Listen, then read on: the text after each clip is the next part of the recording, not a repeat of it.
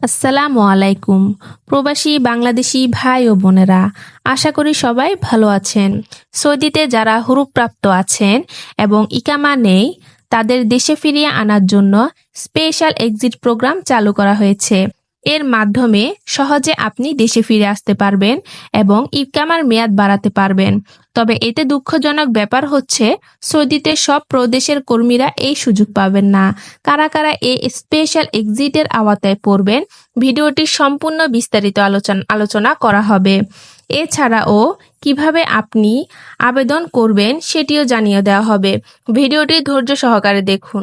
এখন থেকে দূতাবাসে সশরীরে যাওয়া ছাড়া অনলাইনে এক্সিট ভিসা প্রাপ্তি সহায়তার জন্য আবেদন করা যাবে।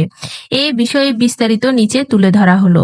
স্পেশাল এক্সিট প্রোগ্রাম যাদের ইকামা কোম্পানি মুয়াসসাসার অধীনে নিবন্ধিত এবং ইকামার মেয়াদ শেষ হওয়ার কারণে ফাইনাল এক্সিট ভিসায় দেশে যাওয়া সম্ভব হচ্ছে না, অথবা স্পন্সর হুরুপ পলাতক মর্মে রিপোর্ট দিয়েছে, তাদের দেশে ফিরে যাওয়ার এক্সিট ভিসা প্রাপ্তির প্রক্রিয়া স্পেশাল এক্সিট প্রোগ্রাম।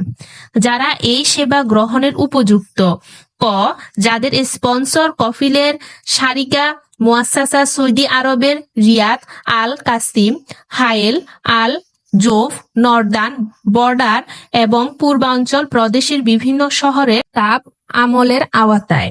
খ, যাদের ইকামার মেয়াদ শেষ। গ, নতুন আসার পর ইকামা হয়নি। ঘ, যাদের হুরুপ রয়েছে। উম, ইকামার মেয়াদ শেষ হওয়া শায়েখ, খাস ও আমেল মানজিলি পেশার কর্মীগণ যারা এই সেবা গ্রহণের উপযুক্ত নন। ক, যাদের নামে থানা বা আদালতে মামলা রয়েছে। খ, যারা ওয়ার্ল্ডে মালতুব। ঘ, ইতোপূর্বে প্রদত্ত এক্সিট ভিসায় নির্ধারিত সময়ে দেশে ফেরত যাননি। ঘ, নারী গৃহকর্মীগণ। প্রক্রিয়া: ১, ইকামার মেয়াদ শেষ হওয়া কর্মীদের ক্ষেত্রে। ক, ইকামার মেয়াদ শেষ হওয়া কর্মীদের রিয়াদ মাকতাব আমলের অধীনস্থ শারিকা মুয়াসসাসার কর্মীদের আবেদন দূতাবাসের মাধ্যমে রিয়াদ মাকতাব আমলে জমা প্রদান করা হবে। মাকতাব আমল কর্তৃপক্ষ তাদের প্রক্রিয়া শেষে দূতাবাসে এক্সিট ভিসার ক্লিয়ারেন্স সরবরাহ করবে। এক্সিট ক্লিয়ারেন্স দূতাবাসে আসার পরে কর্মীর মূল ইকামা ও মেয়াদসহ পাসপোর্টের কপি দূতাবাসে জমা প্রদান করলে তা জাওয়াজাতে প্রেরণ করা হবে। জাওয়াজাত কর্তৃপক্ষ কর্তৃক এক্সিট ভিসা প্রাপ্তির পর দূতাবাসে ভিসা কপি প্রেরণ করবে। রিয়াদ ছাড়া অন্যান্য মাকতাব আমলের অধীনস্থ শারিকা মুয়াসসাসার কর্মীদের আবেদনের ক্ষেত্রে দূতাবাসের সুপারিশ পত্র সরাসরি আবেদনকারীদের হাতে হাতে দেওয়া হবে। সংশ্লিষ্ট মাকতাব আমলে জমা দেওয়ার জন্য সংশ্লিষ্ট মাকতাব আমল হতে এক্সিট ক্লিয়ারেন্স পাওয়ার পর ক্লিয়ারেন্সে উল্লেখিত জাওয়াজাতে গিয়ে সশরীরে এক্সিট ভিসা সংগ্রহ করে নিতে হবে।